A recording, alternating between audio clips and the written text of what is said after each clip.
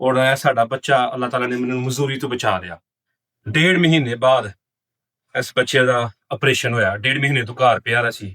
ਵਸਾਇਲ ਨਾ ਹੋਣ ਦੀ ਵਜ੍ਹਾ ਤੋਂ ਇਲਾਜ ਨਹੀਂ ਹੋ ਪਾ ਰਿਹਾ। ਹਾਂ ਵੀ ਸੁਲਤਾਨ, अस्सलाम वालेकुम। वालेकुम सलाम। ਕੀ ਹਾਲ? ਠੀਕ है?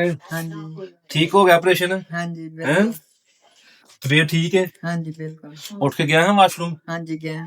आप ही चल के? आप ही चल गए। कोई दर्द शर्त नहीं हो रही? नहीं हुई। हाँ, कोई दर्द नहीं सारा मामला ठीक है? सर। मैं मिल आया डॉक्टर ਨੂੰ ਵੀ ਮਿਲ ਗਈ ਛੁੱਟੀ ਤੇਰੀ। ਹੁਣ ਇਨਸ਼ਾਅੱਲਾ ਤਾਲਾ ਘਰ ਜਾਣਾ। ਸੁਣਾਓ ਮਾਂ ਜੀ ਕੀ ਹਾਲ ਨੇ? ਠੀਕ ਹੋ ਤੁਸੀਂ? ਸੁਣਾਓ ठीक ਹੋ? ठीक ਥੱਕੇ ਤਾਂ ਨਹੀਂ ਤੁਸੀਂ? नहीं कौन थका। ਹਾਂ, ਖੁਸ਼ ਹੋ? ਮੁੰਡਾ ਠੀਕ ਹੈ? ठीक है अल्लाह तेनू खुश रखे अल्लाह तेरे बच्चे नू। ਬਾ ਤੂੰ ਦੁਆ ਕਰਨੀ ਹੈ, ਅੱਲਾਹ ਹੈਰ ਕਰੇਗਾ। अस्सलाम वालेकुम ਸਾਰੇ ਭੈਣ ਭਰਾਵਾਂ ਨੂੰ।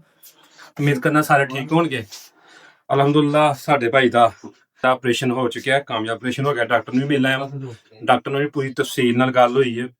ਉਹ ਵੀ ਵੀਡੀਓ ਬਣਾਈ, ਉਹਦੀ ਵੀ ਤੁਹਾਨੂੰ ਇਨਸ਼ਾਅੱਲਾ ਤਾਲਾ ਸਾਰੀ ਸ਼ੇਅਰ ਕਰਾਂਗੇ। ਪਹਿਲੇ ਕੀ ਸੂਰਤ ਹਾਲ ਸੀ ਔਰ ਆਪਰੇਸ਼ਨ ਤੋਂ ਬਾਅਦ ਕੀ ਸੂਰਤ ਹਾਲ ਸੀ, ਉਹ ਦੋਨੋਂ ਐਕਸਰੇ ਔਰ ਡਾਕਟਰ ਦੀ ਮੁਕੰਮਲ ਗੁਫ਼ਤਗੂ ਉਹ ਵੀ ਤੁਹਾਡੇ ਨਾਲ ਸ਼ੇਅਰ ਕਰਾਂਗੇ।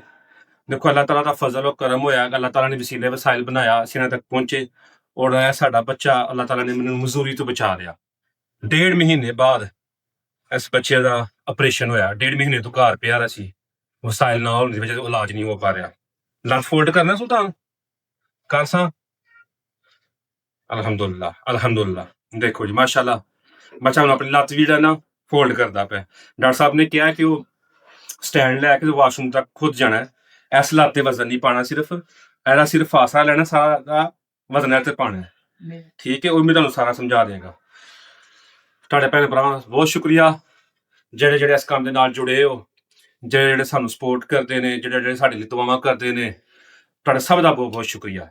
ਸਾਰਿਆਂ ਅੱਗੇ ਗੁਜ਼ਾਰਿਸ਼ ਹੈ ਕਿ ਆਪਣੀ ਦੁਆਵਾਂ ਯਾਦ ਰੱਖਿਓ ਜੀ। अस्सलाम वालेकुम वरहमतुल्लाहि वबरकातुहू।